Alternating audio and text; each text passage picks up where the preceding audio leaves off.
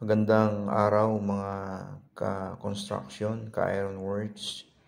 Today we are going to share with you our separate segment, how to read small lines in measure tape.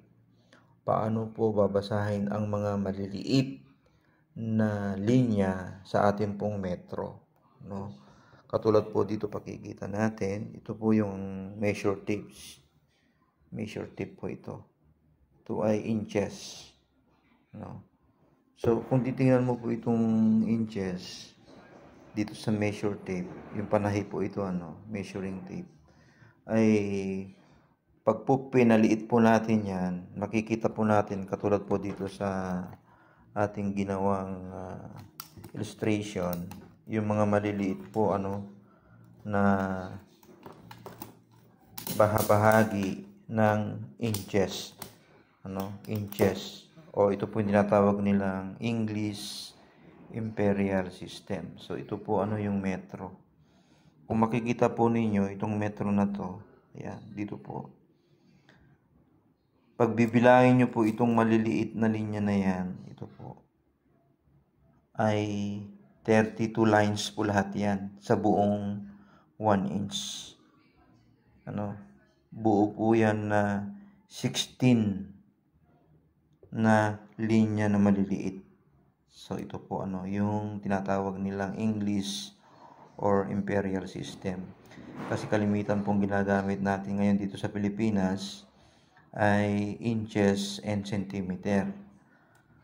Pagka yung susukatin mo naman po talaga, katulad po ng mga maliliit na bakal, meron po siyang tinatawag na millimeter or centimeter, inches. So ito po makikita po natin mga ka-iron works, yung buong kumbaga isinom po natin, ito pong katulad po nito, itong 1 inch, ayan, ito po, ito pong na ito, 1 inch po ito, dito 1 inch, dahil natakpan po ito, dito po tayo, pag hinati mo po ito, ayan, pag pasinom po natin yan, dinitalye po natin ito, ganito po ang mangyayari, ayan. Bali 1 inch po ito mga ka-iron works, ayan. So mula po dito sa buo pong 1 inch na yan, hinati po natin yung 1 inch, ito po yung 1/2. So may tinatawag po itong bilang na 5, 4, 3, 2, and 1. So ano po ito? Pag binabahagi mo po ito, pag binilang mo po ito, 1, 2, 3, 4, 5, 6, 7, 8. Hanggang dito po, sa 1, 16. Pag binilang mo naman po itong kalahati ng 1 inch another half, ito po ay 32. Kaya pag translate mo po ito, binasa po natin, yung pong isa, dalawang guhit, 1/16 po yan. Yung pang-apat po na guhit, yan po ay 1/8.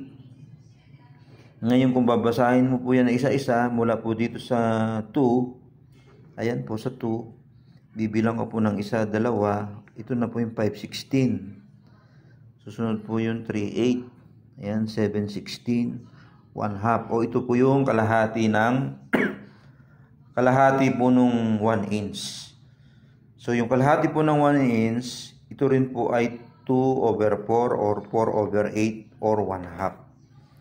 Ngayon, susunod po dito sa 1/2, yan, 9/16. Yan, sunod po itong 1/3. Ngayon, pag binuo mo na po yung sukat po ng 1 inch, yan 4 ay 4/4 or 1 inch. Then, or 8/8 or 16/16. Kasi pag binilang nyo po itong mula po dito, 8 po siya. O pag binilang mo naman po yung maliliit niya, 16/16, so 1 inch. So yan po kasi marami pong nalilito pag binasa po natin itong metro natin, ay yun nga po dito, ayan, katulad po nito, ito pong nasa taas ay inch, ito pong nasa baba ay centimeter. Dito naman po sa ating measuring tape, inch po ito. Yung baliktad naman po nito niya ay, ayan, centimeter po siya. Ayan. Centimeter po siya. Ayan. Ngayon, pag gumamit naman po tayo ng metric to English system, pag kinonvert po natin, ito gumawa po tayo ng mga conversion. Yun pong sa conversion po inuun pong 1 inch. Katulad po nito 1 inch po siya. Yan 1 inch. Yun pong 1 inch. Pag kinonvert mo po yan sa centimeter ay 2.54 centimeter. Ganito naman na po siya. Pag 2.54. Ayan, mahigit po siya doon. 2.54. Yung pong 1 inch. Ayan, pag dito naman po sa metro, ayan. Ayan po siya. Mahigit po siya dito. 2.4 centimeter. Ayan. Pag 1 feet naman po ay 30 centimeter. Ayan. Pag isa pong talampakan. Ang haba na po niya kung saan measuring tape, ito na po. 30.48 centimeter or 12 inch. Pag ginawa mo naman siya sa 12 inch, ito po siya. No? Ayan po yung haba niya. 12 inch. Ayan. So, 1 meter, 100 centimeter, 10 diameter. Pag sa inches po ay 39.37. Ayan po. Pag sa feet naman po ay 3.280 feet. Pag sa millimeter po, ayan. Pag isa-isa po natin kasi ay talagang gagamit po tayo ng calculator. Ayan po. 5 millimeter ay 0.5 centimeter. Pag naman po sa 10 millimeter ay 1 centimeter. Pag po 10 diameter ay 100 centimeter, 1 meter. Ayan po ang ginawa nating list po sa conversion. So, ayan po, medyo nakakalito. Pero sa Pilipinas po kasi ay kalimitan pong ginagamit ay ito pong English or Imperial System. Ayan po. So, yan po kung paano po ang pagbasa ng ating pong measure tape. Katulad po nito. Ito pong panahi. Ito po yung ginagamit, sewing measure tape. Centimeter po siya. Tapos sa kabila po ay inches. Ito naman pong standard professional rubberized power tape. Ito po ay makikita po nakalagay dito. 5 meter. Pag kinonvert mo naman sa feet niya ay 16 feet po. Ayan.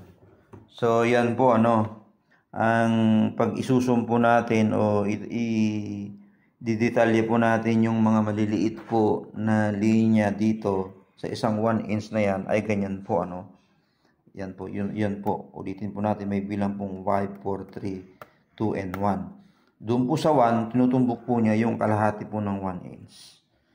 Ayan. Doon naman po sa dulo, pag yung buo pong 1 inch, ayan po.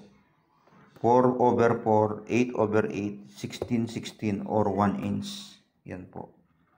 So, sa susunod po ay tatalakayin naman natin po kung paano naman po ang pagkuha ng mga gagawin nating steel table o console table by square meter o paano po ang pagkuha ng tamang metro kwadrado. So, hanggang sa muli mga ka-Iron Works. Ito po ang inyong kaibigan, si Kuya Omar, isa pong safety officer at construction manager.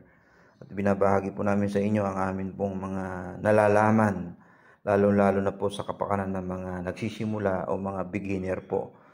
Ito po ang layunin lamang po ng vlog na ito ay for your information lamang po sa mga gusto pong matuto. Hanggang sa muli, sa susunod pong segment natin, magandang araw po sa ating lahat. God bless.